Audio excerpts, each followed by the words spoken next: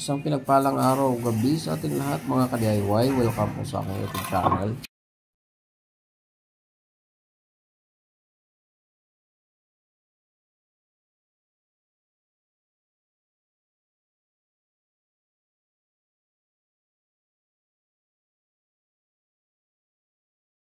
Nandito po pala ako ngayon sa bahay ng aking tipo. Meron po siya pinapagawa dito. Tutulong po ako sa kanila. Bumili po siya ng set na pinto at saka hamba. Ngunit kailangan pang buuhin itong hamba. At first time ko pong gagawin ito. At dito susukatin ko ang buka ng pinto. Ayan. Ang pinto po na gagamitin dito ay 90 by 210. Ayan. Dito sa header ng hamba, ipinasa ko ang size ng pinto. Sinukat ko dito ang 90 cm kasi 90 cm po ang pinto na gagamitin dito. At tapos kung masukatan at malagyan ng marking yung mga kailangan kong ikat na 45 degrees ay maglalagari na po tayo. Tara, let's go.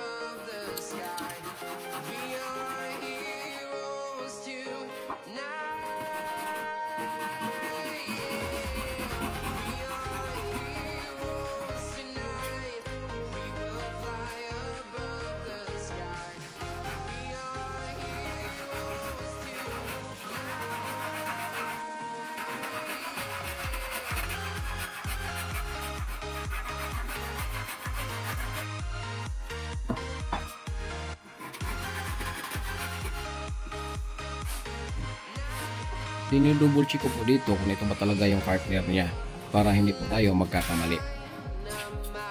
Hindi po kasi pwedeng magbaliktaran ito. Nakadesignate po talaga kasi silang magpartner para mag-asawa din. Kailangan isa lang yung asawa mo. Di ba?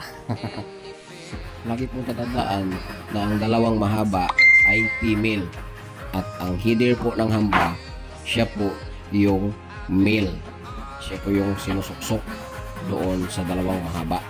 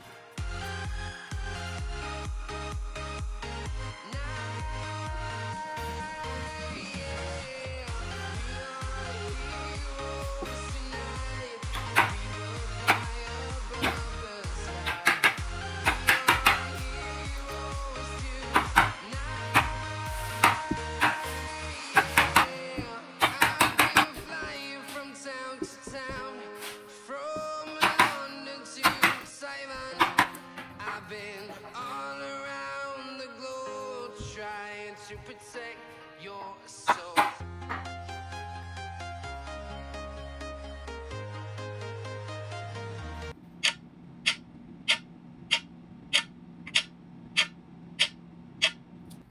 Makalipas ang ilang oras ay pagod na ako at natapos na din ang ating pagkakat at mag-assemble na po tayo. Ito na po, nilagyan ko po ito ng no-nail. Pwede rin nilagay nyo ay stick wheel. Pero dito, yung ginamit ko yung no-nail. Pero papatuan ko pa rin ito kahit no-nail yung nilagay ko. Kasi mas matibay pag may pako.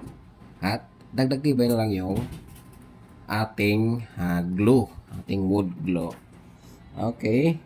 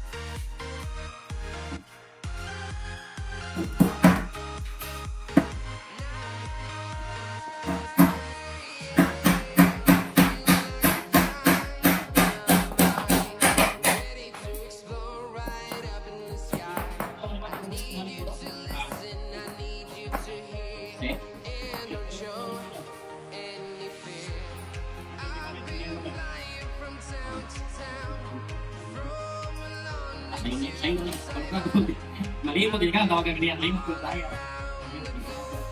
Isa pa. Sino para tapos? Yun na sige.